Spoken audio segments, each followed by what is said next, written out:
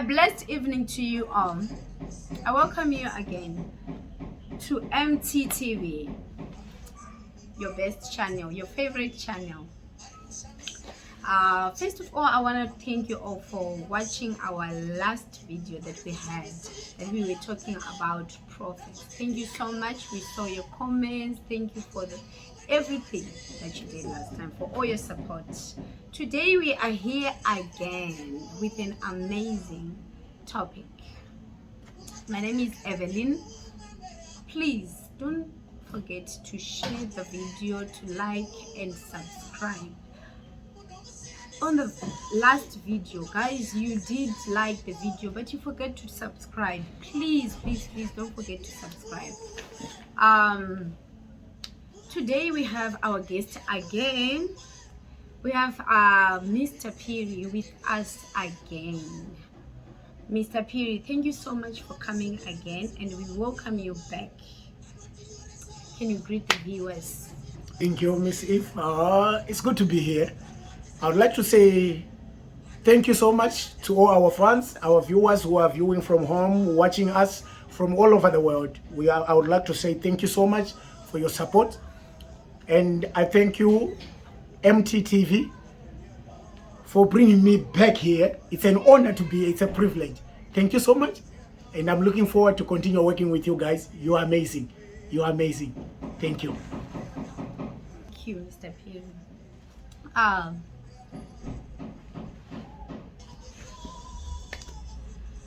So today we're going to talk about relationship. As we all know, I'm sure everyone is curious now to know what kind of relationship you want to talk about, because we've got different type of relationship that we have. We have business relationship, we have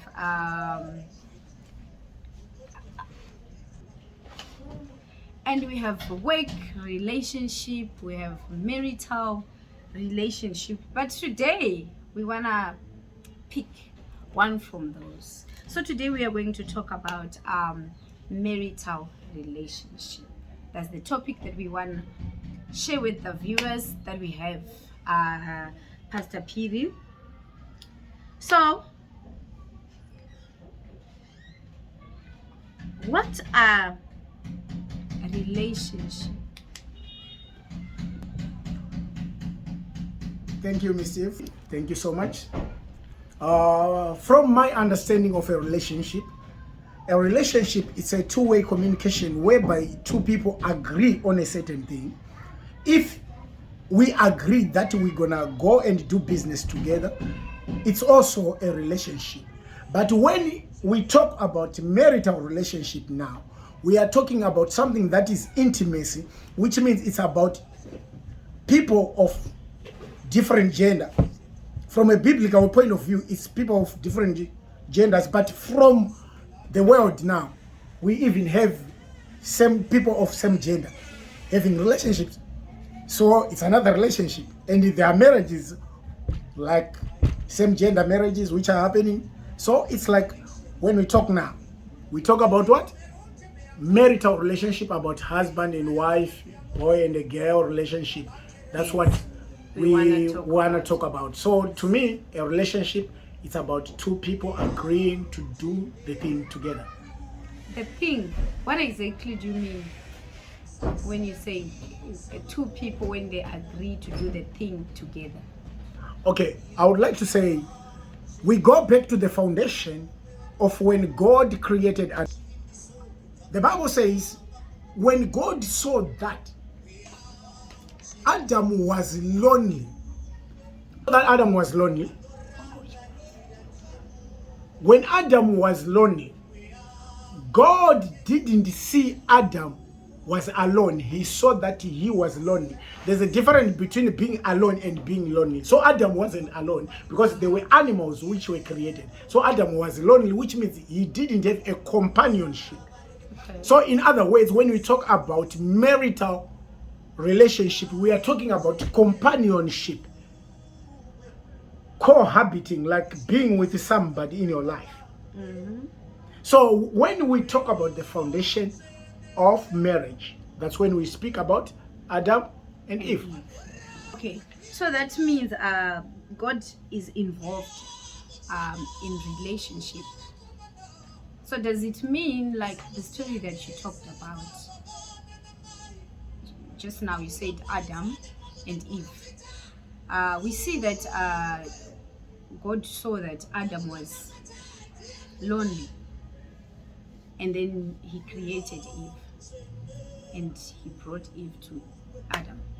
So does it mean that God created a woman with a specific wife to marry, or it's our own decision to get married to anyone, to go in a relationship to anyone, or it's God who has to tell the man that this is your wife, this is... Okay, thank you for asking such a question. Let me answer you in this way. When God created Eve, in the first place, he created Eve in such a way that she is going to be a helper for Adam. But I never read in the Bible where God introduced Eve to Adam or Adam to Eve. He never did the introduction. Okay. Yes, but that's why we see it's a man that propose a woman. Yeah, so now it's God who brought Eve to Adam. So does God has to bring man a woman? I never read where God Eve to Adam. What I remember is God making Adam to sleep, and God waking up Adam. And Adam is the one who opened his mouth and he said, bone of my bone, flesh of my flesh, this is my wife Eve. Okay, so in other words, did God create Eve next to sleeping Adam? Yes, because from my understanding, the Bible says then he took the rib out of Adam and created a woman with it. So which means Adam was sleeping here. And then Eve was just right there. Yes. So he just woke up and saw Eve. And realized somebody looks like me. Wow. 2 hands, 2 eyes, 2 ears. This is something. Okay, that's interesting. Okay, so Piri, according to you, how do you think a relationship must start? Okay, thank you for asking such a question. If we say, how can a relationship start? I can give you a good example of the people who are in the Bible. Most of them, they used like to marry somebody.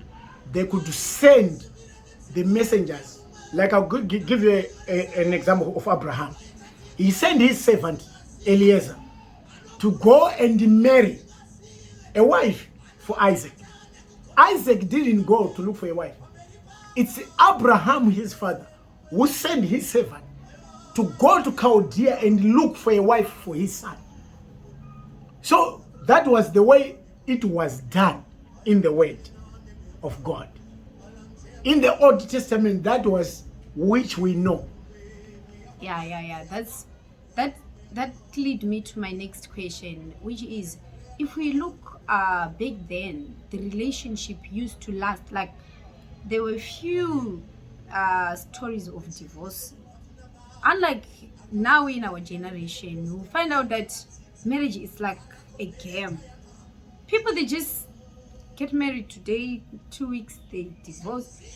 Even with white wedding, I remember on social media there were some people within 72 hours they were divorced after the wedding. So what do you think is happening now? Where are we going wrong nowadays that used to happen back then? Is it because back then they were not finding love? Maybe because nowadays we are saying, okay, this is my true love, but at the end we end up divorcing each other, we end up separating. Like what you said now, that back then they would just marry someone they don't know, but they will last forever without even knowing each other. So what is your opinion about this? Okay, let me put it this way.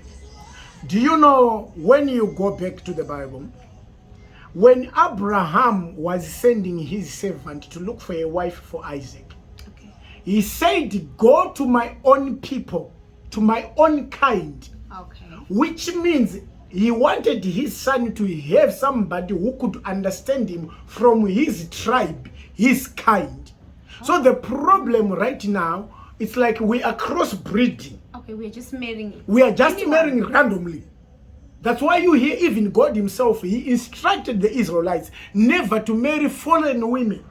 You mustn't marry from other countries. Israelites were supposed to marry the Israelites.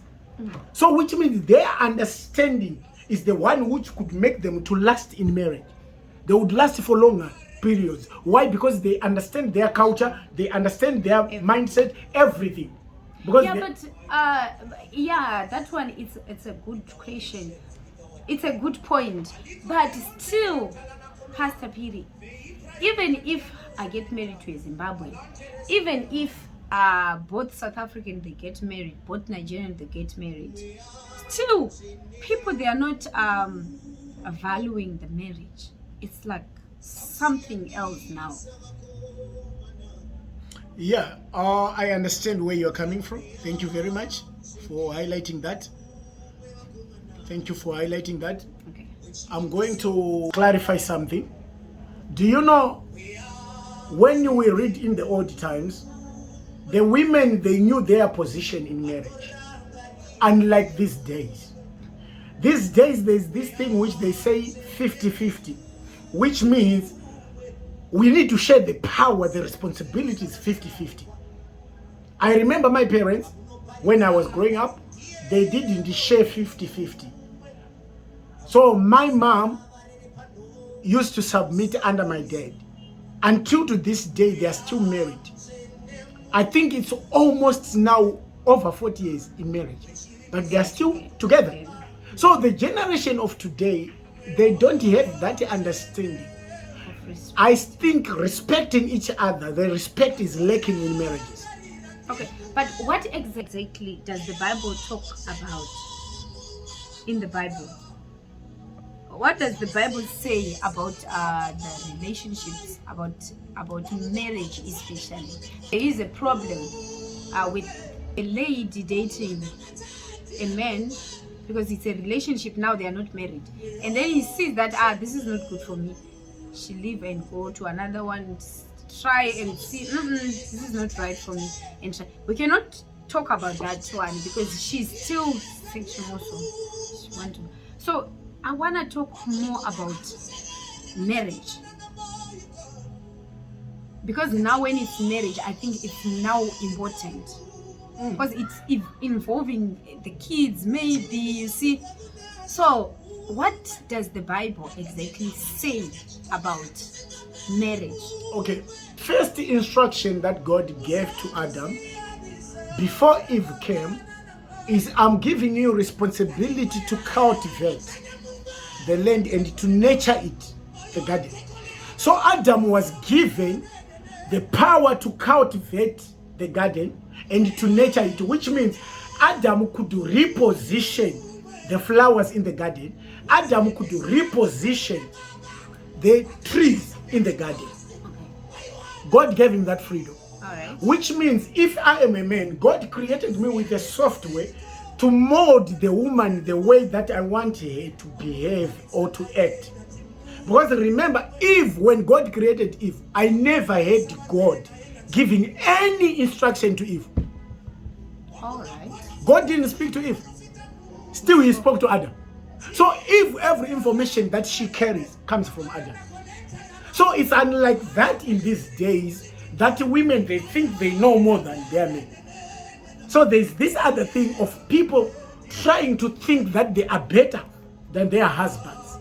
So this power sharing now is the one that is becoming a problem, because we have got women who are overriding their men in marriages. Okay, but Pastor P, when I'm looking at you now, if you were to be a president, I'm sure you were going to say, let all women not go to school. So that they don't overpower their husband. But because I think also it was leading us as women to be abused. Some other men, they were now abusing women because of that. Yeah. So I think that's where 50-50 come, but we are abusing it as well. Okay, a good example. Jesus said, husbands, husbands, love your wives as they are little vessels from you, right? So women, you are under your husband, because Jesus even emphasized and said God is the head of the church, the husband is the head of a woman. So you understand that if your husband is the head is the one which have got the brains, the head is the one which have got the eyes to see the vision, the head is the one which have got ears, the head is the one which have got the mouth. So if a man is called the head of the woman by Jesus himself, which means a woman must understand how her husband thinks, how her husband speaks, how her husband sees. So now it comes to the point of submission. We have many women not submitting.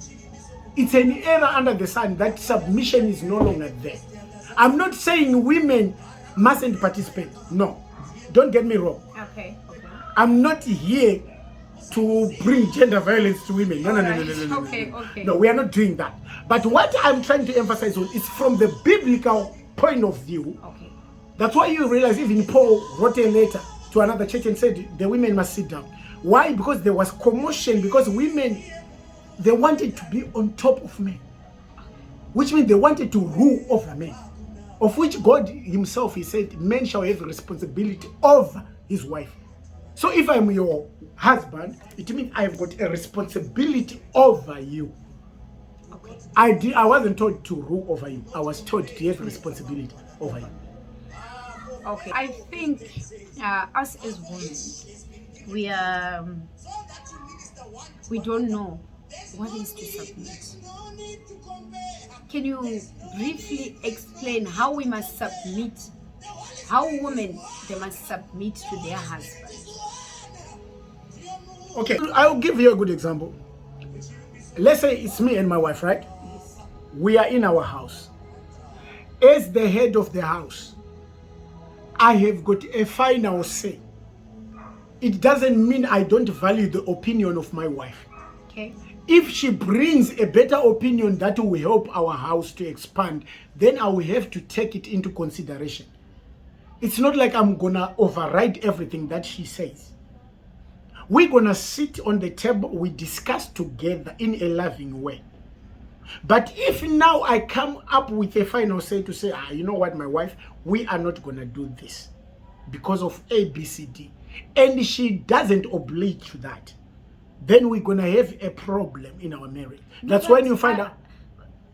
Pastor Piri, I that won't be fair, because you know sometimes you might, maybe you are, what you are saying, it's not making sense, and maybe you're not realizing it, or you're looking at the situation until here, but maybe your wife is looking until there.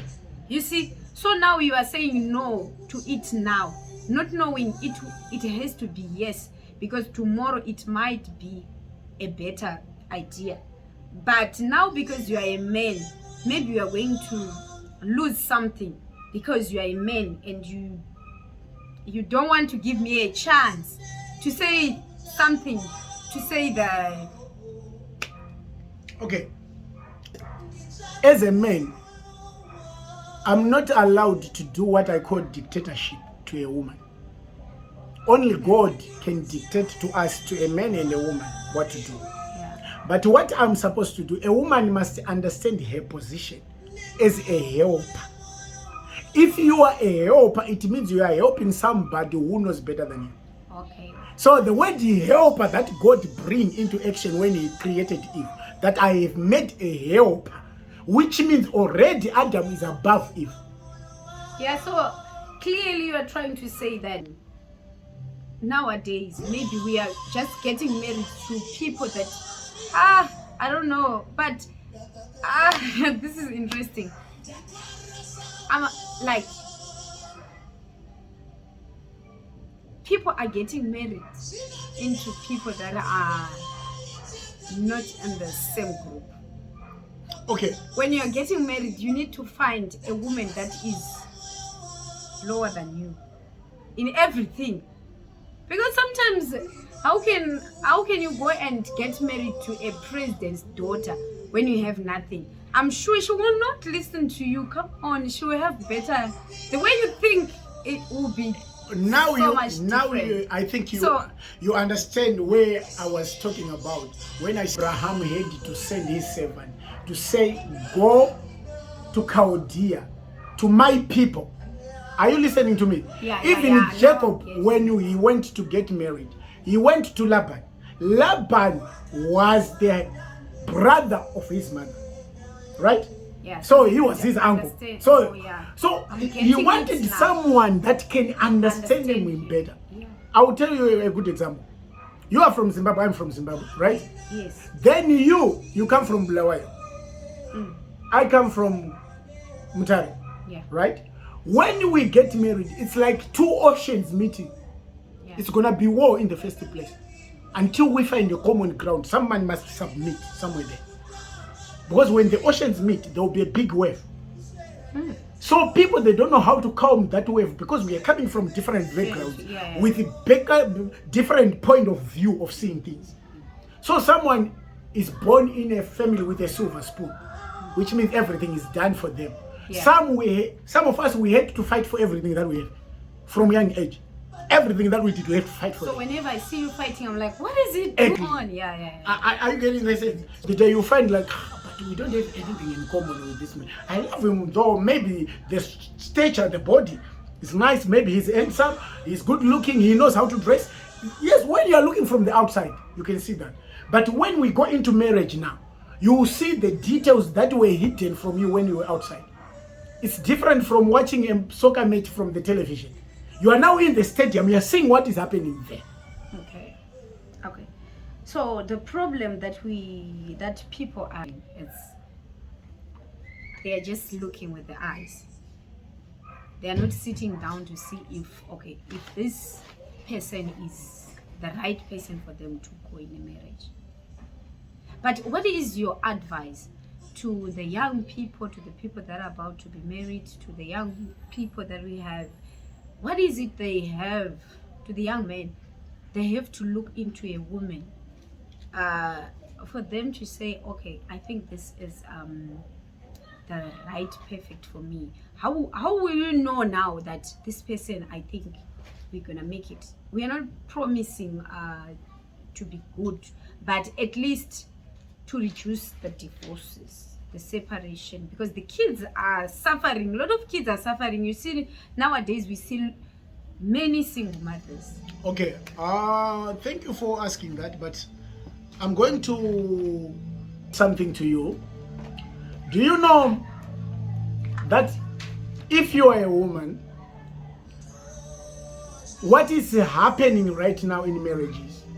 It's like many women, they don't understand that they carry the solutions for every man.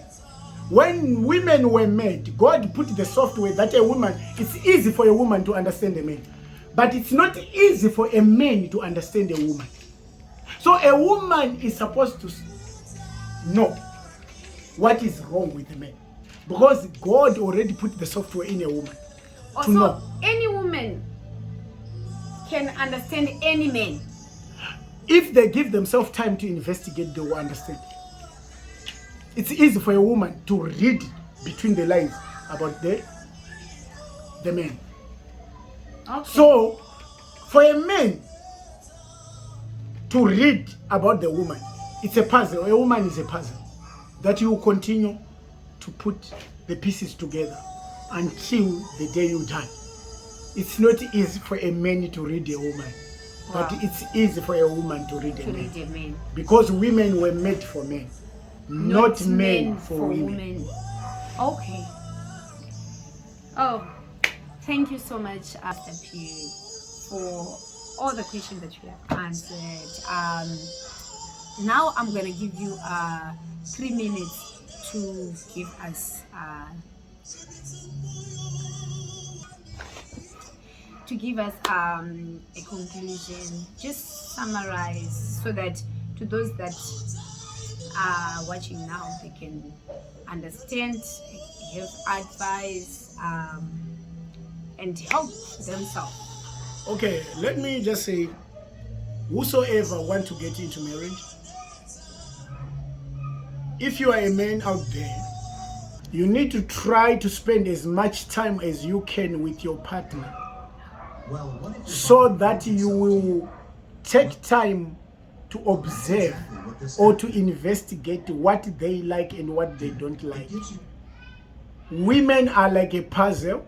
They need time for you to understand them. So if you're a man out there, take your time to study your woman, to study your partner.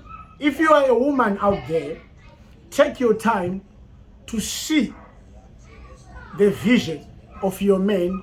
If it's the vision that you can work under, then I think that will help you to have a lasting relationship.